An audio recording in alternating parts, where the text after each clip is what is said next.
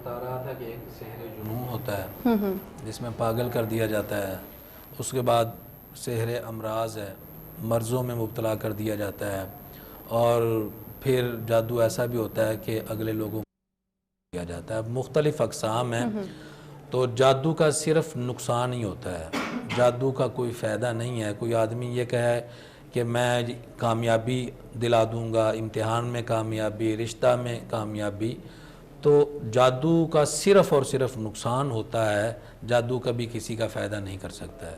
صحیح ہو گیا۔ ہمیں ایک کالر نے فون کر کے پوچھ رہے ہیں کہ جادو اللہ کی طرف سے نہیں ہوتا اور نہ ہی اللہ تعالیٰ جو ہے وہ اس کی اجازت دیتا ہے، اور کسی کو کہتا ہی نہیں ہے کہ آپ جادو کر لیں۔ اس کے اوپر آپ کیا کہتے ہیں؟ میں نے یہ نہیں کہا کہ اللہ تبارک و تعالیٰ کسی کو اجازت دیتا ہے کہ جادو کریں۔ بالکل۔ دیکھیں، ایک چیز ہوتا ہے کہ اللہ تبارک و تعالیٰ نے پیدا کیا ہے، قتل کو بھی اللہ تعالیٰ نے پیدا کیا ہے، چوری ہے، ڈاکہ ہے، زنا ہے، بالکل۔ اللہ تعالیٰ نے پیدا تو کیا ہے، لیکن نہ ہی انہیں پسند کرتا ہے اور نہ ہی کسی کو ان کی اجازت دیتا ہے۔ اجازت دینے کا مطلب یہ ہے کہ جب کوئی آدمی اللہ تبارک و تعالیٰ کی حدود کو توڑتے ہوئے ایسا کرنا چاہتا ہے تو پھر اللہ تبارک و تعالیٰ اپنی طرف سے کوئی رکاوٹ نہیں ڈالتا ہے، بلکہ یہ چیز تو بندے کی امتحان کے لیے بنائی گئی ہیں کہ بندہ کیا کرتا ہے۔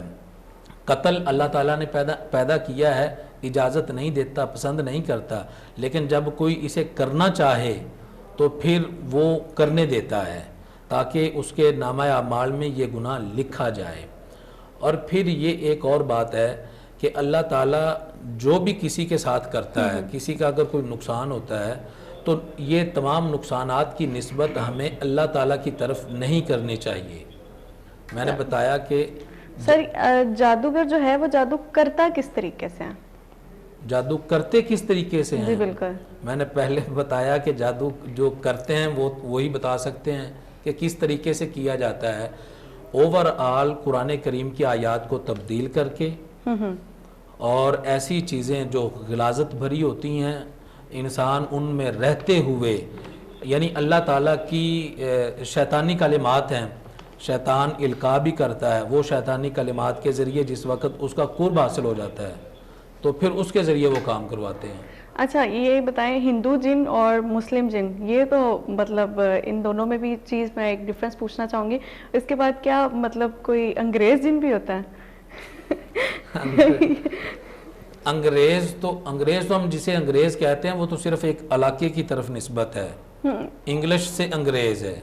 ایسا نہیں، جس طرح سے مطلب پاکستان میں، ہندوستان میں جنات کا تصور ہم لوگ مانتے ہیں، تو کیا جو یورپ کنٹریز اس میں بھی اس چیز کو ایکسیپٹ کیا جاتا ہے؟ وہ ہم سے زیادہ کرتے ہیں، وہ جنات کا تصور ہم سے زیادہ کرتے ہیں، اس طرح کے کام زیادہ کرتے ہیں۔ کسی کا ہندو اور مسلمان ہونا ایک علیحدہ بات ہے اور خطے کے لحاظ سے ہونا ایک الگ بات ہے۔ صحیح، جس مطلب طرح انسان جنات جو ہیں اس میں مطلب مسلم بھی آ جاتے ہیں اور وہ جو ہے وہ ہندو، یہ ساری چیزیں اس کے اندر آ جاتی ہیں، سب چیزیں آ جاتی ہیں، عیسائی بھی ہیں، یہودی بھی ہیں۔ اسی طرح خطہ کو دیکھیں تو پاکستان میں کے بھی ہیں، ہندوستان کے بھی ہیں اور انگلینڈ کے بھی ہیں، پوری دنیا میں وہاں ایکچولی جنات کا ہی صرف سوال یہی ہے کہ جنات ایک تو مسلم ہے اور ایک ہندو ہیں، جی جی، تو جو مطلب گورا جن ہے اس کا بھی کنسپٹ اس کو کلیئر کیجئے گا ذرا۔ وہی تو کہہ رہا ہوں کہ اگر ہم جنہیں گورا کہتے ہیں، گورا ہم ان کے جلد کے رنگ کو دیکھ کے کہتے ہیں، اور ہندو مسلمان ہونا یہ کوئی جلد کا وصف تو نہیں ہے، یہ تو انسان کے ایمان کے ساتھ اس کا تعلق ہے۔ تو اس طرح بھی ہوتا ہے کہ آپ ایسا پوچھ سکتی ہیں کہ ان میں بھی خوبصورتی ہوتی ہے کہ ان کے نسلیں مختلف ہوں، خوبصورت ہوں، کوئی بدصورت ہوں، تو بالکل ہوتا ہے۔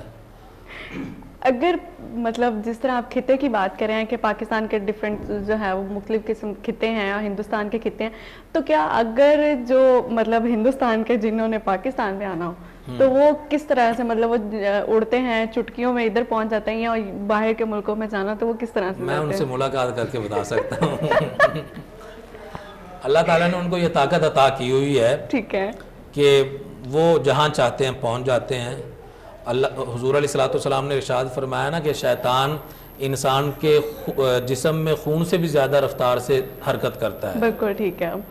تو اس طرح اللہ تعالیٰ نے ان کو بہت زیادہ طاقت دی ہوئی ہے. اچھا جو جادوگر ہے اس کی مطلب سزا کیا ہوگی اس کے اوپر تھوڑا کہ اس کا تو ایمان ہی باقی نہیں رہتا کیونکہ وہ جادو کرتا ہے تو اس کا ایمان ہی نہیں رہتا, تو پھر اس کے لیے اس کی سزا کیا ہے کہ اللہ تعالیٰ اس کے لیے اس کی رسی جو ہے وہ دراز کر دیتا ہے کہ وہ کرتا رہے کہ آخرت میں اس کی پکڑ ہوگی کیونکہ دنیا میں بھی ہے. بالکل ایسے ہی ہے. ایک تو یہ ہے کہ اس کی آخرت میں کیا سزا ہوگی. آخرت میں تو اس کی وہی سزا ہے جو ایک کافر کو ملے گی, یعنی ہمیشہ ہمیشہ کے لیے دوزخ میں جائے گا. جس وقت وہ موثر دوسری اشیاء کو سمجھ لیتا ہے تو اس وقت اس کا توحید کا تصور ختم ہو جاتا ہے, وہ مسلمان رہ ہی نہیں جاتا ہے.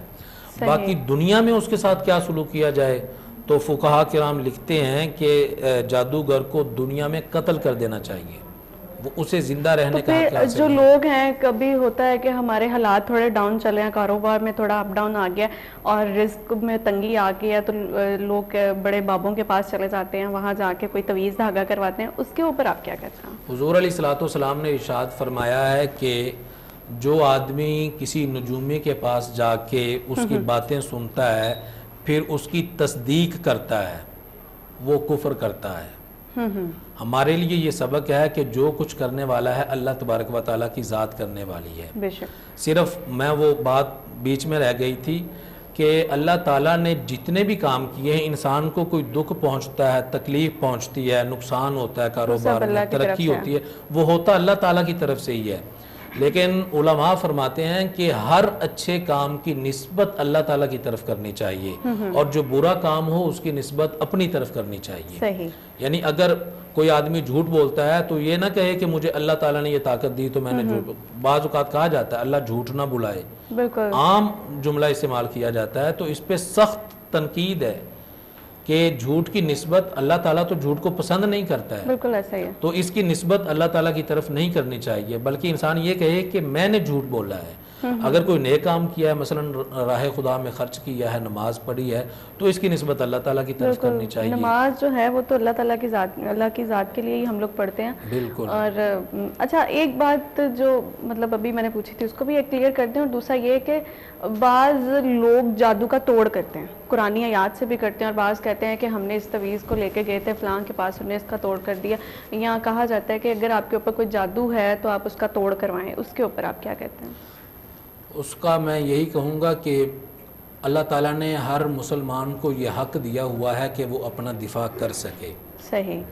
جادو کا توڑ کرنے کے لیے, نظر بد سے بچنے کے لیے کسی کے پاس جانے کی ضرورت نہیں ہے. آپ کے گھر میں قرآن ہے, بالکل, خود قرآن پڑھیں, خود معوذتین پڑھیں, 5 وقت نماز پڑھیں. تو جس وقت آپ اس طرح کریں گے تو جیسے علامہ اقبال کا شعر ہے, ابس ہے شکوہ تقدیر یزداں, تو خود تقدیر یزداں کیوں نہیں ہے, کہ خود میں ظرف ہونا چاہیے. آپ کسی کے پاس دم کروانے کے لیے جاتے ہیں, خود قرآن کریم پڑھ کے اپنے آپ کو پھونکیں.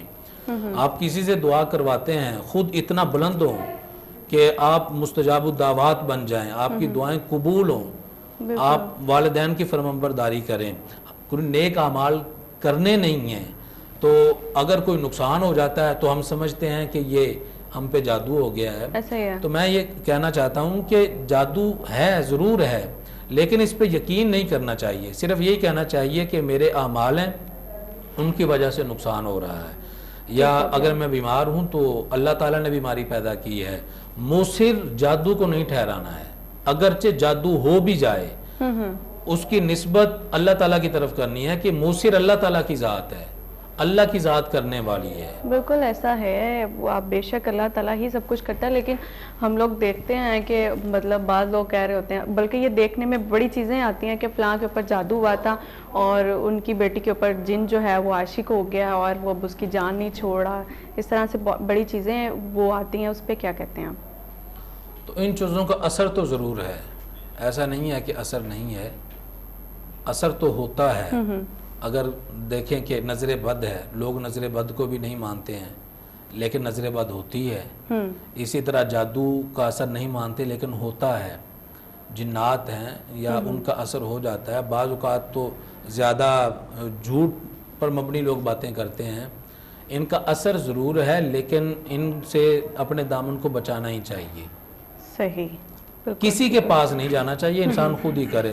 بالکل ہمارے پاس کیونکہ قرآن یہ پاک ساری سب سے چیزیں بڑا جو ہے وہ قرآن پاک ہے. یہ سبھی چیزیں انسان پہ اس وقت اثر انداز ہوتی ہیں جب انسان اللہ تعالیٰ کی ذات سے دور ہوتا ہے. اب یہاں سوال پیدا ہو سکتا ہے کہ حضور علیہ الصلوۃ والسلام پہ پھر کس طرح اثر انداز ہو گئی ہیں. تو حضور علیہ الصلوۃ والسلام پر اگر اثر انداز نہ ہوتی تو ہم ان کے وجود کو کیسے تسلیم کرتے اور ان سے بچاؤ کے طریقے ہم کیسے جان لیتے. تو حضور علیہ الصلوۃ والسلام پہ جو اثر انداز ہوئی ہیں اس میں بھی تعلیم امت تھا کہ حضور علیہ الصلوۃ والسلام نے معوذتین پڑھا اور پھر ایسا کیا.